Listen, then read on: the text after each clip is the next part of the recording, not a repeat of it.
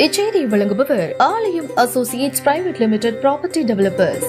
ஆலயம் associates private limited, number 52, third floor, 3B, Ram Darbar, Sterling road, Nungambakkam, Chennai 6,34,000. இன்னைக்கு பார்த்தீங்கன்னா புது அரசியல் கிச்சடி பாலிடிக்ஸ். இந்த வடிவேலு சொல்ற மாதிரி தென்னை மரத்தில் ஒரு குத்து, பனை மரத்தில் ஒரு குத்து, இந்த சித்தாந்தத்தில் கொஞ்சம், அந்த சித்தாந்தத்தில் கொஞ்சம், இந்த தலைவர் போட்டோ இங்கே போடு, இந்த தலைவர் போட்டோ இங்கே போடு, மொத்தமாக 10 தலைவர் போட்டோ போட்டால் யாரும் நம்மளை கிரிட்டிசைஸே பண்ண மாட்டாங்கிற அரசியல் கட்சிகளும் இங்கே வந்திருக்கு. அவங்களையும் கூப்பிட்டு கேளுங்க, அது எப்படிங்க ரச சாதத்தையும் தயிர் சாதத்தையும் சாம்பார் சாதத்தையும் கலந்து வச்சுட்டு இது புது ஐட்டம்னா எப்படிங்க சாப்பிடுவாங்க?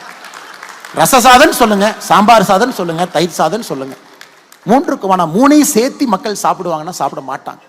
அந்த அரசியல் உலகத்தில் எங்கேயும் ஜெயிச்சது கிடையாது. ஆனால் இன்னைக்கு தமிழ்நாடு அரசியல் பார்த்தீங்கன்னா இது எதுவுமே கிடையாதுங்க.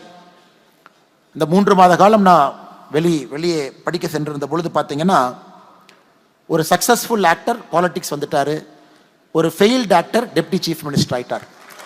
இன்னைக்கு வந்தீங்கன்னா பத்திரிகை நண்பர்கள் கேட்கிற முதல் கேள்வியும் சினிமாவை சுற்றி தான் இருக்கு. முதல் கேள்வி சென்னை விமான நிலையத்தில், முதல் கேள்வி நம்முடைய கோயம்புத்தூர் விமான நிலையத்தில் நம்முடைய அன்பு பத்திரிகை நண்பர்கள் கேட்கக்கூடிய கேள்வி, இவங்க அரசியல் எப்படி பார்க்குறீங்க, அவங்க எலிவேஷன் எப்படி பார்க்குறீங்க.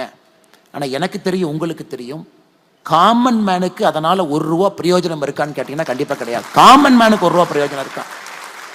காமன் மேனுக்கு ரெவல்யூஷனரியாக ஒரு அரசியல் கொண்டு வந்திருக்காங்களா? இல்லை. நான் யாரையும் குற்ற சுமத்தலை. நடிகர் விஜய் அவர்களுடைய அரசியல் நான் வரவேற்கிறேன், வரணும். ஒரு உச்சத்தில் இருக்கக்கூடிய நடிகர், பெரும் அன்பை பெற்றிருக்கக்கூடிய நடிகர், நிறைய பேர் அவருடைய படத்தை ரசித்து பார்க்குறாங்க. ஆனால் அரசியல் பரிமாணம் வேறு, அரசியல் என்பது முழுமையான ஒரு வேறு களம். ஆனால் வரட்டும், களமாடட்டும், பார்ப்போம். அதே நேரத்தில் உதயநிதி ஸ்டாலின் அவர்களுடைய எலிவேஷன் என்ன சொல்றேன், பல இடத்துல கிரிட்டிசைஸ் பண்ணல. எலிவேஷன் என்ன சொல்றேன்னா, இது ஒரு விதமான அரசியலை முன்னெடுக்கிறேன், அது மக்கள் பார்க்குறாங்க. ஏன்னா அவங்க கட்சி யாரை கொண்டு வர வேணும் அவங்களுக்கு உரிமை இருக்கு. ஏன்னா இந்த மேடையில் முழுமையாக அரசியல் பேசினா அது தவறாக போயிருங்க.